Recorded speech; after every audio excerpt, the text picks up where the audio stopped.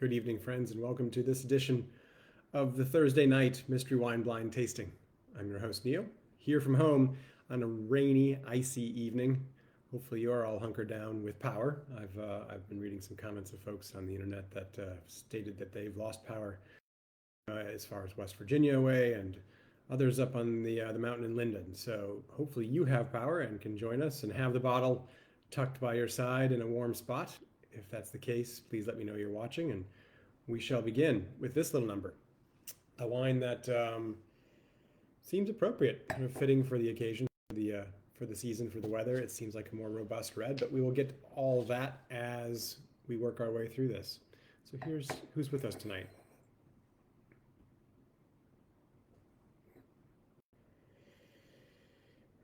Interesting. Pretty expressive right off the bat. So chime in. Let me know what you think of this little number and who's here.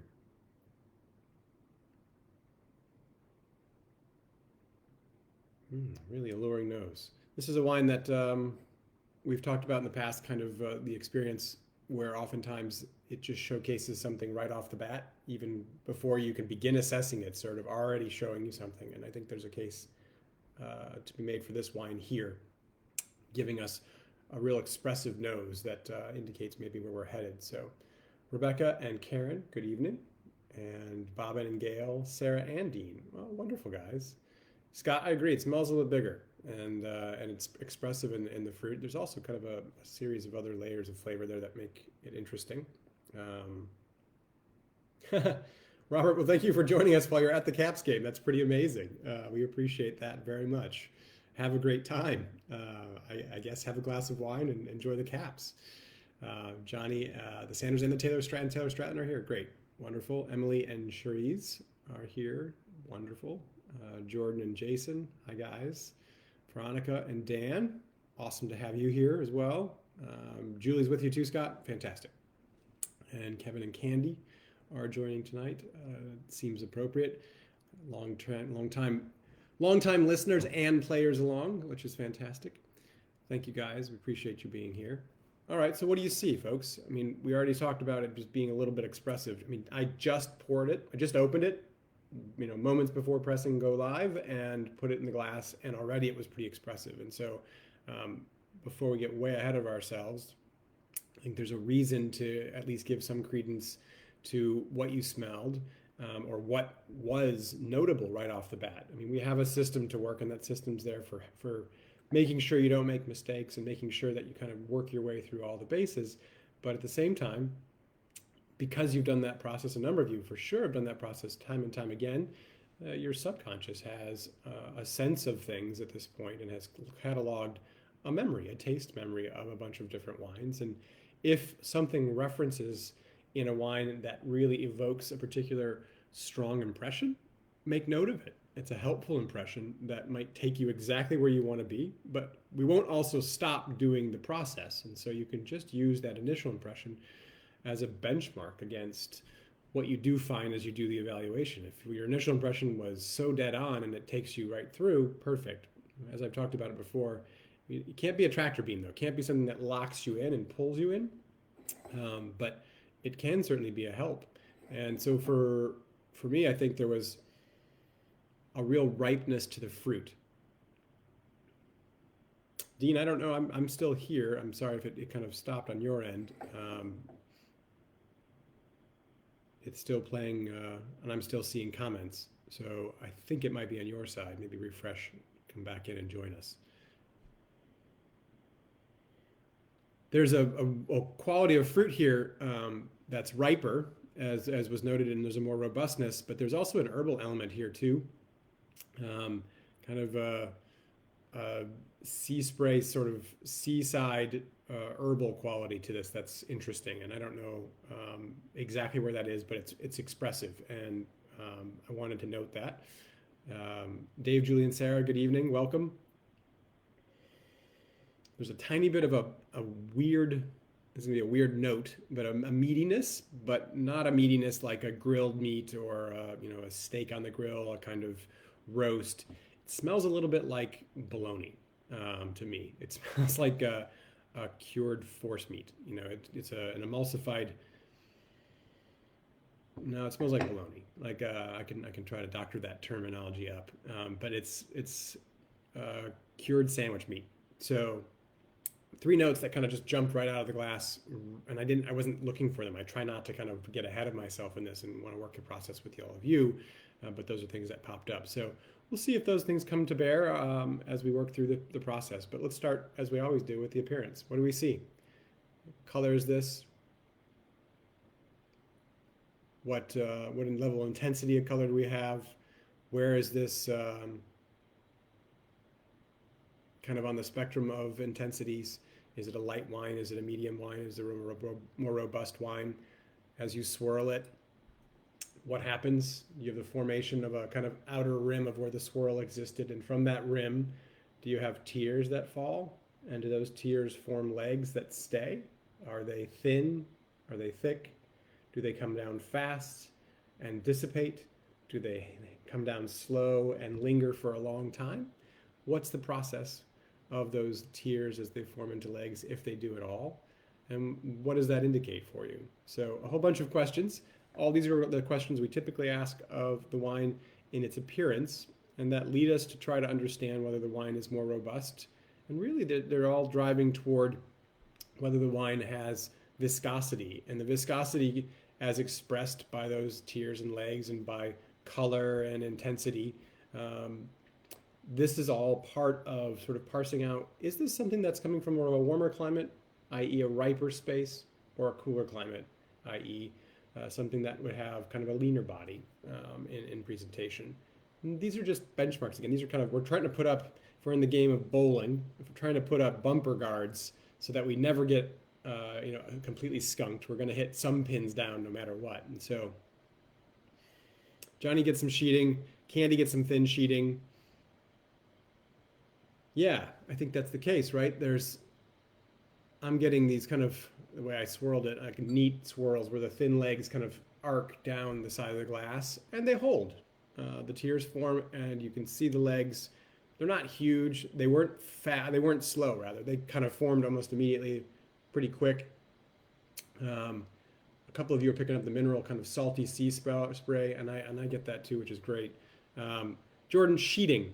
So think of the tears being formations like this, and think of sheeting as no tears really, or as kind of blocks of things coming down, or as the top layer swirl coming down as one as a sheet.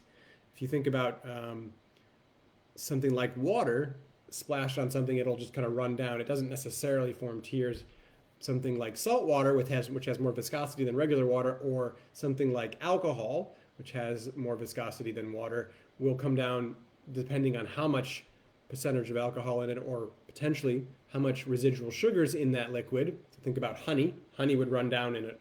Maple syrup would run down in full-on, very heavy tears that take a long time to run down. So the less viscous the liquid is, the more it's going to sheet as opposed to run in tears and then form longer legs.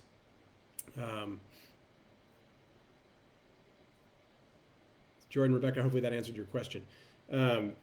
So this is definitely, for me, forming tears and then legs as opposed to sheeting. So it's got more viscosity. It's going to have a bit more ripeness to this. It's not maybe the most ripe wine on the planet. It's not, to put it in a context, we're not talking about a super light Sauvignon Blanc, and we're also probably not talking about port either.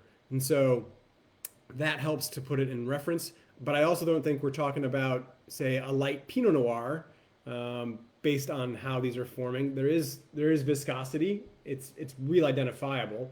And as I swirled even more, some of the tears shoot fast, and some of them are taking a little bit longer to get down as I swirl more. Maybe that's just because there's layering on the glass now and it's something to adhere to. But the reality here is that this has a little bit of weight to it, probably just by looking at it. And so we're looking at something with ripe fruit expression. We aren't even on the aroma yet, but it already presented that just by the fact that it jumped out of the glass. We got a little bit of structure and power. We get a darker color. Are we kind of red or purple? Sort of maybe a little bit of both, right? And Dean's drawing us to another visual cue. We should be looking at the rim variation. So if when you tilt the glass like this, and you look right here at the rim, so there's a rim that forms when you tilt the wine in the glass. That rim versus what it looks like in the center of it, and you look at it over the top of the wine generally to get that sense. Is there a real variation in color? And that variation would be can be kind of concentric circles of different color where it's darker at the core here in the middle and then it goes lighter toward the edge. As it gets lighter toward the edge and potentially browns toward the edge, you might be looking at a wine with some age. This one doesn't seem to change much on my end from the core to the edge, although there is a little bit of a watery meniscus or a watery rim. And that watery rim is an indication of some higher alcohol, usually. And so that fits kind of in our profile, right? Riper fruit expression, tears that form, that move relatively quickly, but they form nevertheless and stay formed as legs. Watery rim. So we're looking at a red wine, obviously, that has sort of a burgundy color. Yeah, there's a deep red color to it. Kind of on the rim to me, there's maybe a little bit of a purple color, but I think by and large, this is definitely more about red than purple. And why is that important, right? Red tells you more about some varietals. Purple tells you more about other varietals. Purple, I think, tells you more about what varietals it might be than red would. Red gives you a broad spectrum and more often than not doesn't necessarily really dwindle down the world, but it's just something to remark on. And it helps you then to say, like, all right, I saw a reddish color, and I'm thinking this is Petit Verdot, and Petit Verdot would probably put off more purple color. And so if you said it was reddish color, and then later your final kind of guess was Petit Verdot, you'd have to sort of explain why it was reddish in color, because it was an underpicked or underripened sort of Petit Verdot, right? So this is where those kind of thoughts come to and what they're going to eventually do for you. All right. So reddish color, garnet color, nice, Johnny, I like that kind of description too. So burgundy garnet color, a little bit of watery rim, so riper in orientation. So this is already kind of putting together a profile for us of a medium plus bodied wine, medium to medium plus. We don't necessarily think it's maybe the most robust wine. Like I don't know that we would say right off the bat, Amarone, 15.5% alcohol, but we'll see. You know, that's not where I'm thinking, but maybe we're talking about a whole host of mid-range varietals that have reddish cast to them, and probably somewhere in a riper spot. And so we're not thinking that this is, I don't know, say like cool climate Austria. It's not necessarily the presentation of the wine I'm thinking of right now. So Taylor says, she's saying South Carolina red. Interesting. Okay. South Carolina red would be a heck of a pull from Julie. And I'm going to say right off the bat, having never tried, I've tried a North Carolina wine, I think, but not a South Carolina wine. So it's an area I'm deficient in. But that'd be fun if that's the case. I'll learn then something tonight. So, all right, going from appearance then to aroma, as we had already touched on. Where is the aroma for you guys? Looking for a few things: fruit, earth, wood.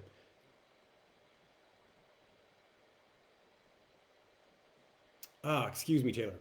My apologies. So, University of South Carolina red. Apologies. Wow, I took that in the complete wrong direction. Gotcha. That's the red color. Perfect. Okay, so there's something about the nose on the fruit side that is just wildly expressive, and as I mentioned already, there's a little earthen element, and there's maybe even a woody element too. Let's get to these in order, right? So fruit abounds, and the fruit is complex and interesting, right? It's not a simplistic profile of fruit, but it's riper. Rebecca, when you say earthy, what kind of earthy are you picking up on too?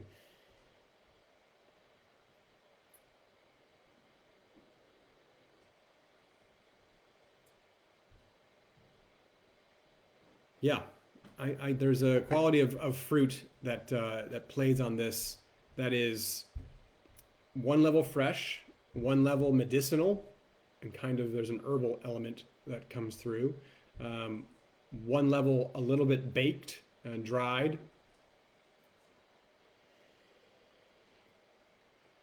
Okay, and Rebecca's picking up that's kind of a soil quality, like a black soil but like top layer a little bit lightened, maybe dried soil, sun banked a little bit. That's a nice note. And then from a wood side of things, you're looking at maybe spices and things. But Jordan, thanks for the comment about the fruit side of things. Yeah, there's a touch of raisin. So there's a full spectrum here of fruit, and that really gives this wine dimension. It gives it an intrigue, I think, on the nose, where you have dried fruit, raisin, you have some fresh fruit, and them coming together makes you think like, what's going on here? Is this a blend of two different, three different, more different, multiple different grapes that that are bringing different things to this wine in the way of fruit expression? Is it multi-picks, one earlier, one later? Is it differences in elevation that are present in the same wine to give you that difference? Is it different fermentations? There's a whole host of ways we could probably arrive at different fruit notes, but certainly compelling. Cedar aroma with a little bit of licorice coming from candy. Cherise, what floral notes are you picking up?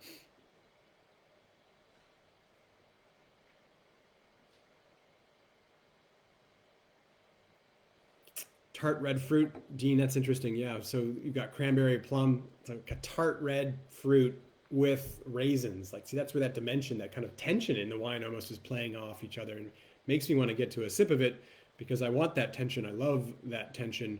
We love things, generally our palates love contrasts like that, sweet and sour, right?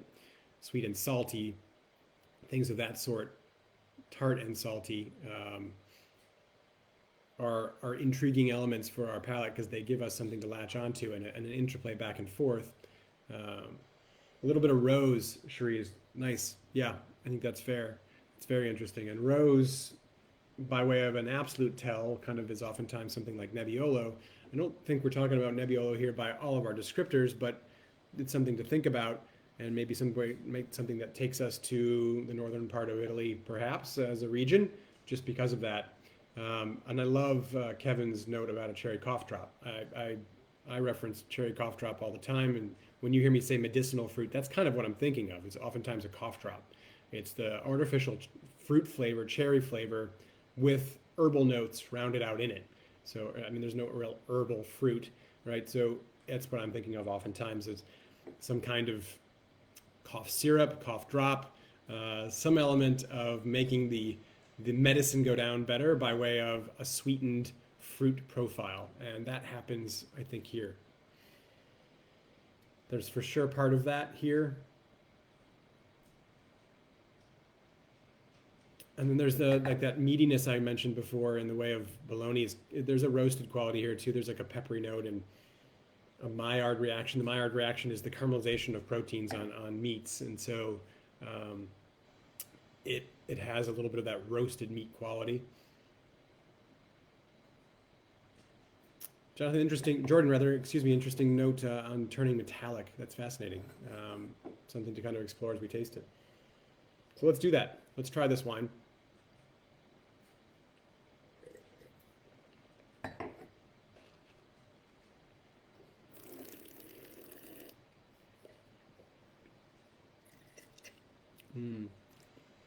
For those of you that are just kind of joining, like your first taste, don't try to focus too much.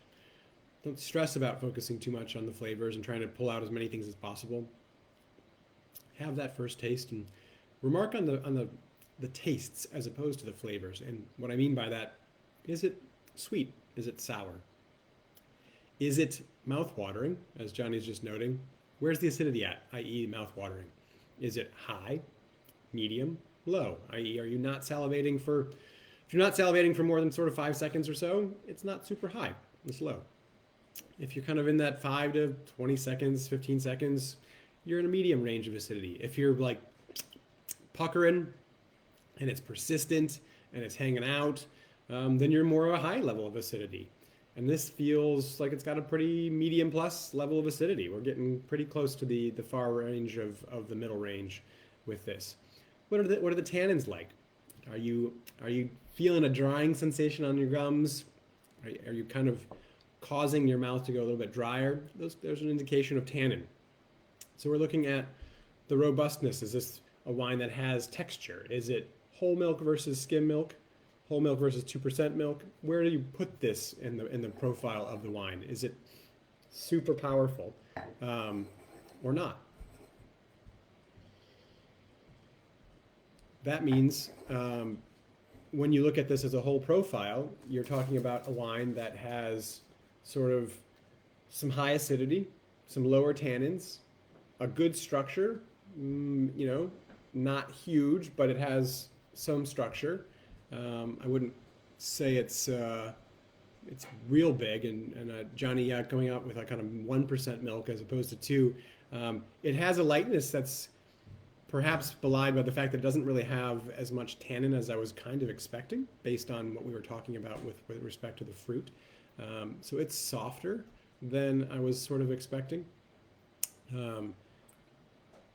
I think it has a little bit more power than I'm giving it credit for, and we're about to hit the 22-minute mark, which means the wine will hopefully emerge and open a touch more, and we'll see again, but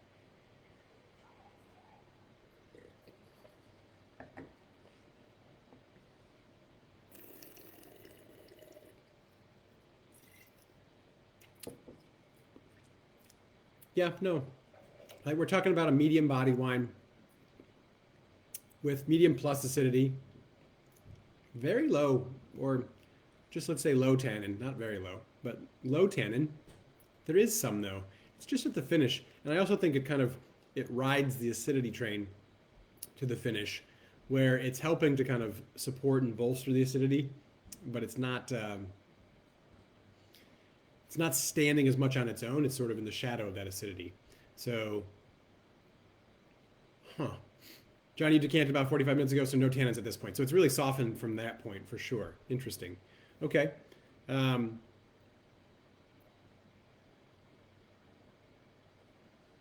Rebecca, are you saying you've lost my sound? I apologize. That's the case. I don't know. I didn't click anything, and nothing has changed on my side that I can see. Ooh, wow. So from the second pour I just put in here, there's a character of oak, I think, in the way of sort of a toasted to almost vanilla wafer,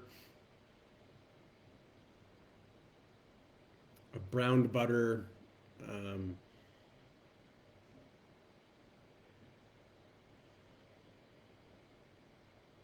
We seem to have a bunch of issues tonight. Maybe it's that weather kind of component tonight. It's challenging ice on antennas and things of that sort that making our connections difficult. So I'm sorry for that.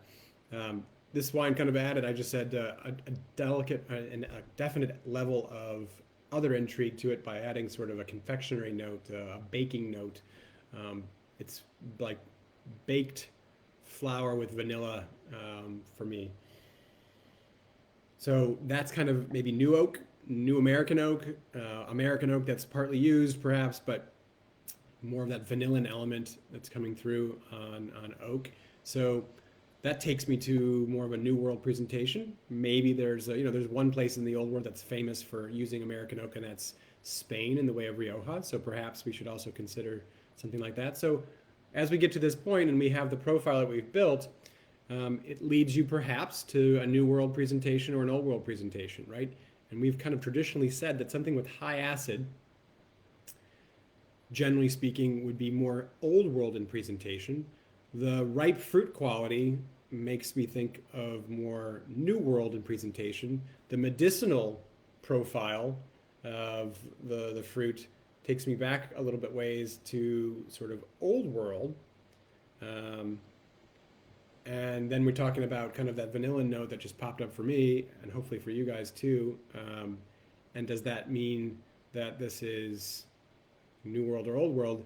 I think that it leaves that question pretty much open still. You could argue back and forth with good cause for one or the other, and we're going to do that. Candy and her crew are arguing over Old World, New World, but leaning toward new. I'm predisposed.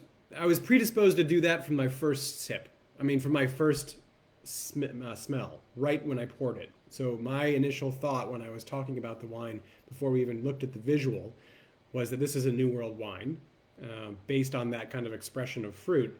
But there's a Spanish quality to the fruit. There's that raisiny note.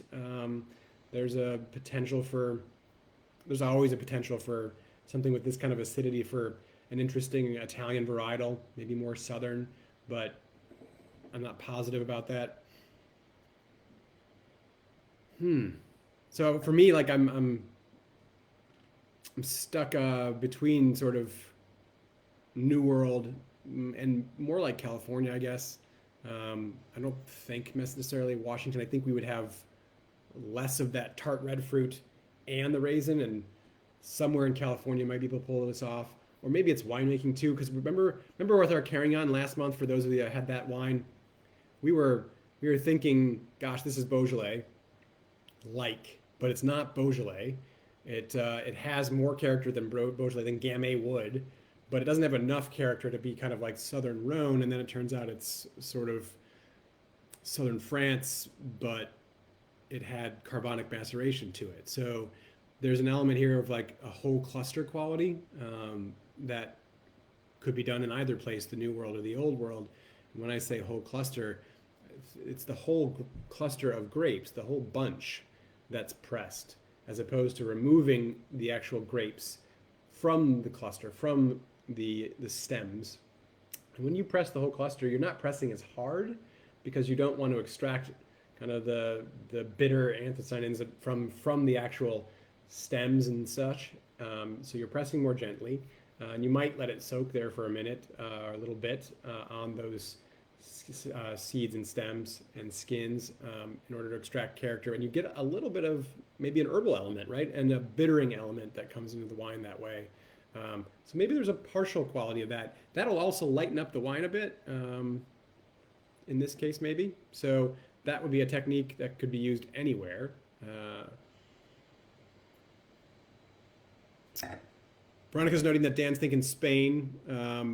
Dean, I get your point that New World necessarily is a possibility and not necessarily justification. I'm working on that justification. But I can you could turn my justification and flip it probably for the Old World and go to some place like Spain, like Dan's doing.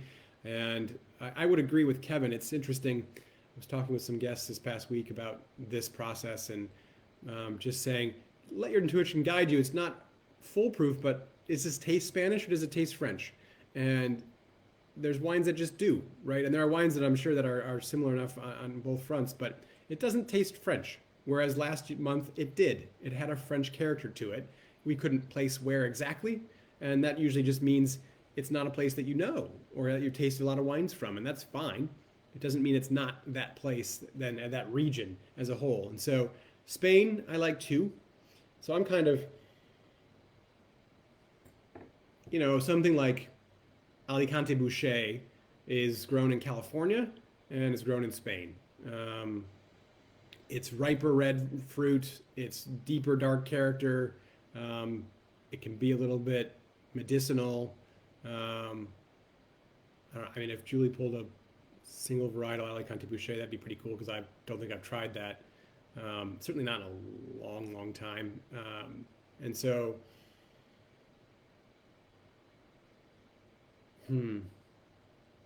Alicante Boucher, I'd have to look it up again. And feel free if you'd like from this side of things. I think there's a whole host of other names for the varietal.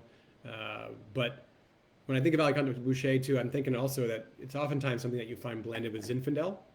And that could bring me back kind of New World West Coast. And then otherwise, Gail, she's saying Tempranillo, and I think we could think about Tempranillo for sure. There's a little bit of a mintiness now coming out in this that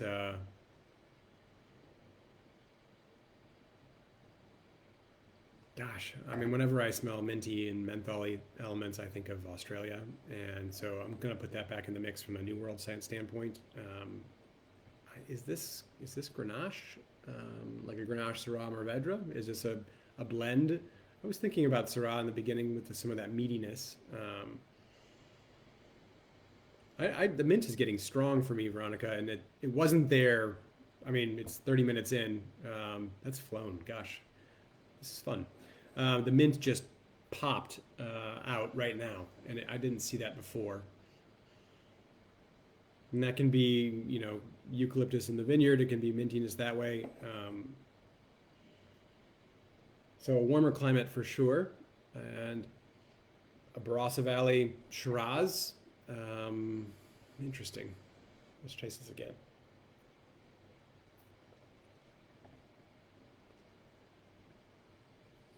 Mm.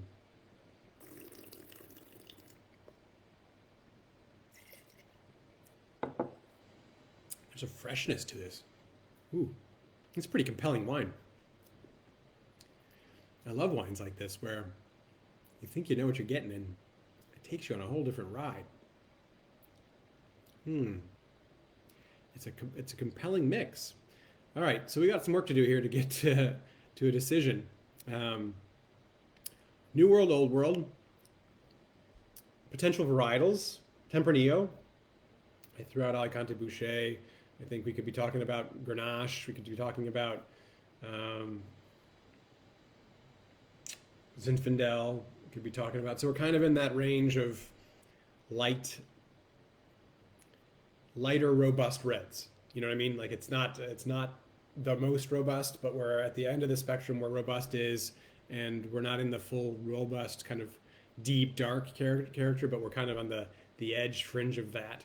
And I think Zinfandel can do that always. And maybe there's a little mixture blend. You're talking about a California kind of blend of fruit and some old vine stuff, and you get a little bit of whole cluster playing in there.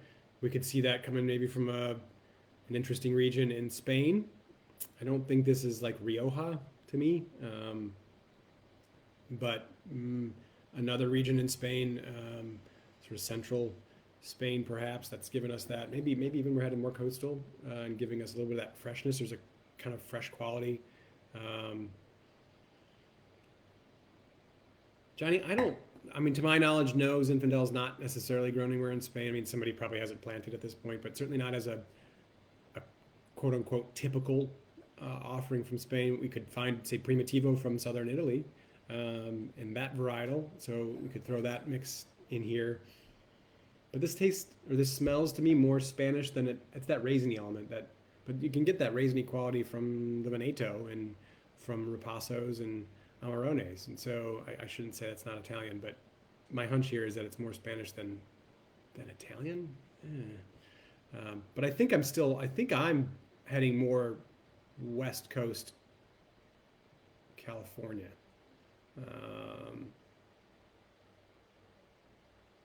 Candy and Kathy. Kathy is saying that she thinks it's a light Merlot from California. See, I think California is where I'm headed, and much like what Dean had said earlier, with no necessarily great reasoning, right? It's here's the reasoning. I think the herbal element, as much as I think that could come very much from the old world, I think that's more of how the wine was handled, and maybe some of us kind of whole cluster element that's there to go with. I kind of picture in California in my mind, this is for the price point, right, and for what we're dealing with, somebody bought some fruit and was able to make it in a kind of compelling, interesting way. And the fruit that they bought at one time, and the time that they bought it, they got some really ripe stuff, they got some underripe stuff, or less ripe stuff, because I don't think there's anything underripe in this, and they put them together, and it creates this wine of some intrigue. So that kind of brings me to California, and I think I'm thinking more like Alicante Boucher that's in there, that's blended in with Zinfandel.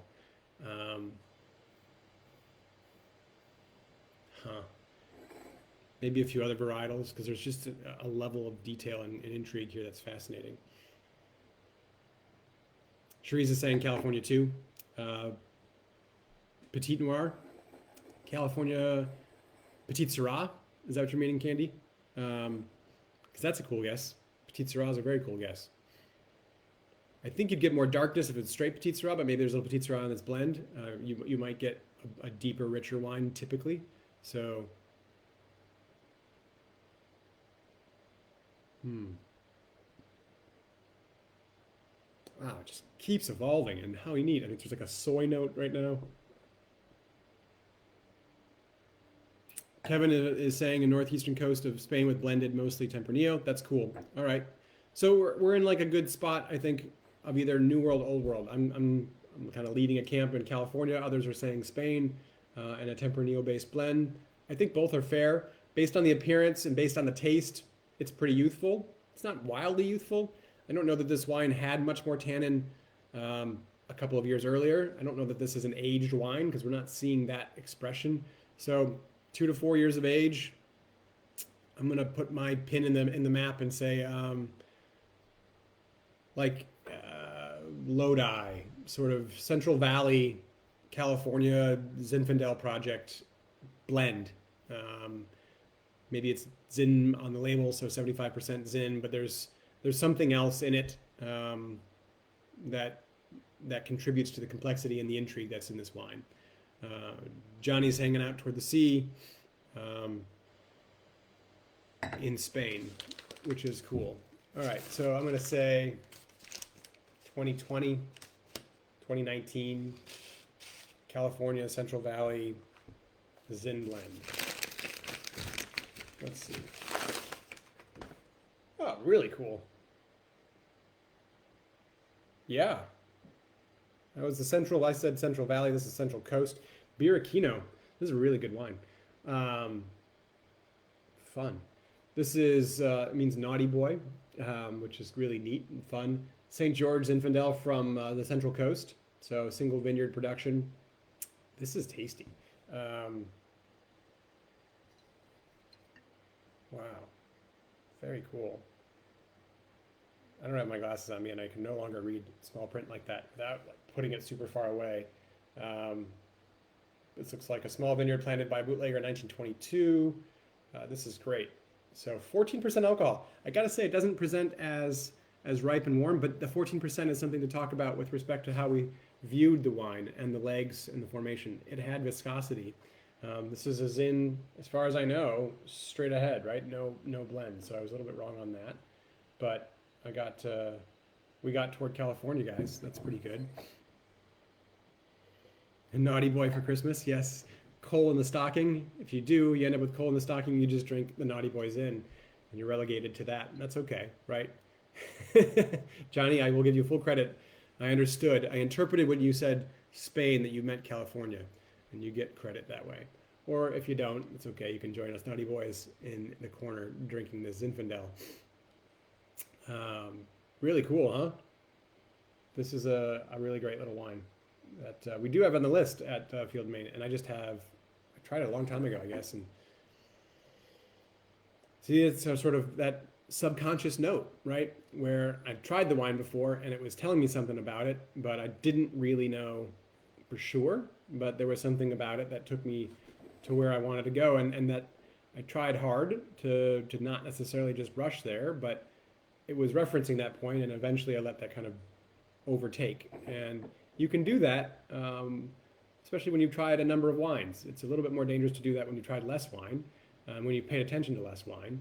And I'm not saying that I've paid attention to enough wine to do that or to have merited to be able to do that, but you also know when you do that and you let your initial impression lead you, and you've found out how it proves you wrong enough times, you kind of know when to trust it and when not to. And so, super fun to be able to do this.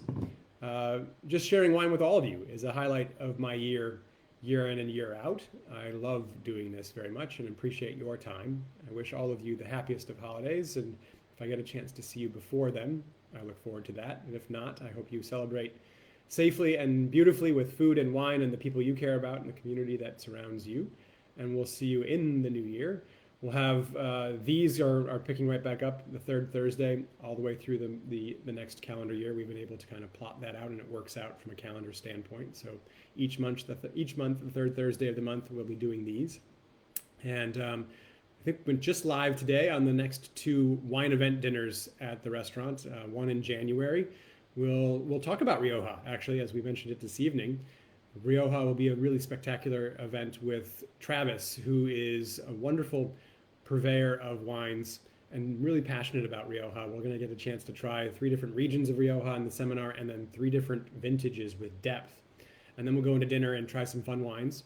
So that's in January. And in February, I'm going to lead a class, a seminar, and then dinner all around the idea of Syrah, a grape that the more and more I understand about it, the more and more I begin to like it and am enamored by it. And it's a wine that, or grape, I should say, that doesn't necessarily get as much billing as Pinot Noir and Cabernet does.